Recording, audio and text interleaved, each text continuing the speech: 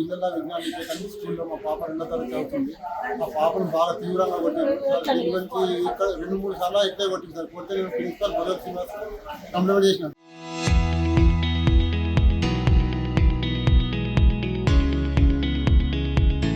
Complaint చేస్తే నేను మాట్లాడతా అనుకుంటాను, మాట్లాడలేదు. రెస్పాన్స్ ఏం ఇవ్వలేదు.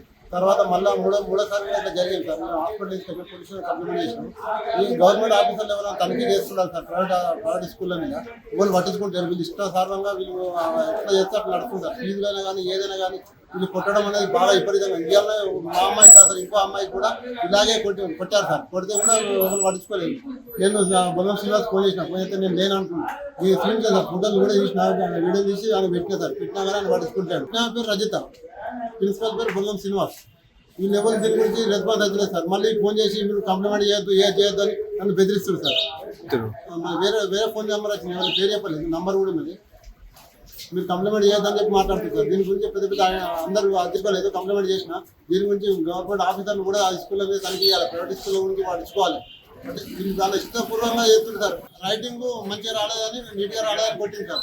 వీడికి 3 సార్లు కొడితే కూడా అంత దద్దులు వస్తే 3 సార్లు నేను పోయి స్కూల్లో మాట్లాడితే నేను మాట్లాడతా పట్టించుకోలేదు. ఈసారి లాస్ట్ సార్ కూడా బాగా విపరీతంగా కొట్టింది సార్. ఒకసారి కొడితే చెంపలు 2 ఉబ్బినాయి సార్. ఉబ్బినాగా నేను అడిగిన ఏమైందన్నా ఇట్లా మ్యాటర్ అయిందంటే నేను మాట్లాడితే అని చెప్పి వదిలిపెట్టింది సార్. నేను గురించి పట్టించుకుంటాను.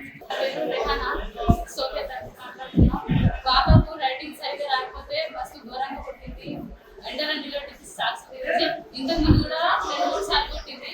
సార్కి కంప్లీట్ చేస్తే చెప్తాను అడుగుతాను చెప్పలేదు. బాబాకి బాగా సీరియస్ లలిత మేడం విజ్ఞాన్కి బాబాకు బాగా మొత్తం దద్దులు వచ్చేసినాయి. చేయలేస్తలేదాము. కాళ్ళు వస్తున్నాయి. కాళ్ళు ఎండల నిలబెట్టి ఎండల గంట నిలబెట్టి. ఇంతకుముందు కూడా అట్లనే విసులు కొట్టింది. చెంపలు మొత్తం ఇంతకుముందు చెంపలు కూడా కొట్టింది. అట్లనే చెంపలు మొత్తం ఉద్దిపోయింది.